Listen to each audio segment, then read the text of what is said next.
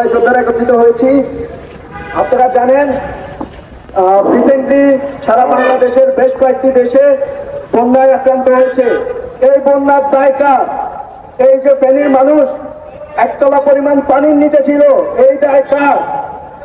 এই দায় কে নিবে? ফেনীর মানুষের যে ক্ষয়ক্ষতি হয়েছে, লাখ লাখ টাকার ক্ষয়ক্ষতি, এই ক্ষয়ক্ষতি কিভাবে পুষিয়ে নিবে ফেনীর মানুষ? আমার নিজের বাড়ি একতলার নিচে ছিল, একতলা পরিমাণ পানির নিচে ছিল। আমার পরিবার আশ্রয় নিয়েছিল বিভিন্ন জায়গায়। আমি আমার পরিবারের সাথে যোগাযোগ করতে পারিনি প্রায় এক সপ্তাহ। এই যে বন্যা, এই বন্যার পানি কিভাবে আসলো? এর জন্য কি ক্লাইমেট চেঞ্জ দায়ী নয়?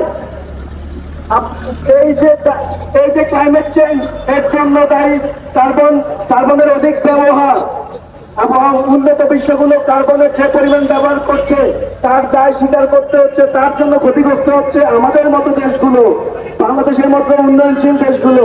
এই দায় উন্নত বিশ্বকে নিতে হবে।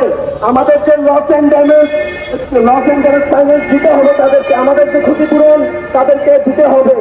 আমরা একটাই দাবি, আমাদের যে ক্ষয়ক্ষতি হয়েছে তার ক্ষতিপূরণ উন্নত বিশ্বকে স্বীকার করতে হবে, এবং ক্ষতিপূরণ হিসেবে এই যে বাংলাদেশের মতো যে দেশগুলো আছে, এবং বাংলাদেশের প্রায় 12টি জেলা পানির নিচে আছে। এখন পর্যন্ত ফেনীর দাগনভূঞা উপজেলা জলাবদ্ধ অবস্থায় দিন যাপন করছে ফেনীর দাগনভূঞার মানুষজন।